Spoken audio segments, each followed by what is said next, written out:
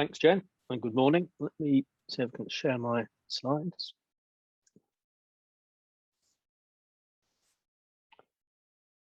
Okay, today I'm going to cover a summary of our formal audited statutory accounts for 2020. I'll also be showing a comparison of 2020 actual results compared with our budget. And finally, a review of our first quarter results for 2021. So, the statutory accounts, they were recently published and sent out as part of the agenda, and their adoption is part of the AGM being held later today. The audit this year was a bit more of a challenge as it was performed completely on a remote basis. And although it required more coordination and took a bit longer, it was completed without problems and within the overall time frame. And I'll show you the comparison for this year, or 2020 compared with 2019. And it's probably no surprise that operating under the cloud of the pandemic gave a quite different flavour to our financial results. Our sales and marketing activities were significantly restrained by the pandemic, and this challenged our ability to generate new business. But we managed to absorb the price reductions we introduced at the beginning of the year, and our turnover was kept to a 2% less than 2019, despite the pandemic.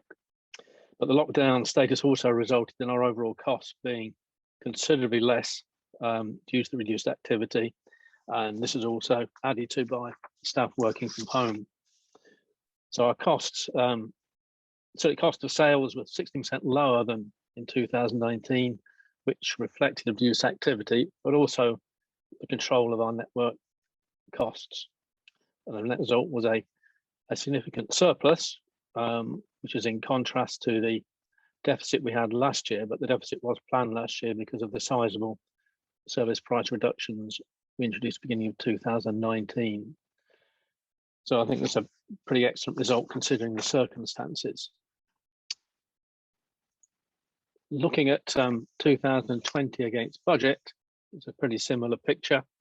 Our turnover didn't achieve the levels that we hoped it would, but this is more than compensated by much lower costs than we had planned. The demand for services didn't pick up as quickly as we hoped, but towards the end of the year, we're almost in line with our planned monthly revenue levels. And the net result, as I said, was excellent. It was 61% better than what we had planned. And considering the difficult circumstances, I think that's a pretty good result. Looking at our balance sheet, because we had a good year, our net assets have climbed by 11%, and we're in a very strong position to weather whatever storm might be coming our way, and also enable us to invest in future technology, which we will see that although our fixed assets have gone down marginally in 2020 because depreciation exceeded capital expenditure, we will probably see that reverse in 2021 as we invest in the future. Now turning to this year, pretty good. We're ahead of budget at the bottom line by almost 60%. Our turnover has recovered from the price reductions, and we're more or less in line with budget expectations on turnover, and we're still containing costs, and we're 10% less on admin costs than we had planned, and also considerably less on cost of sales. Again, network costs are being contained.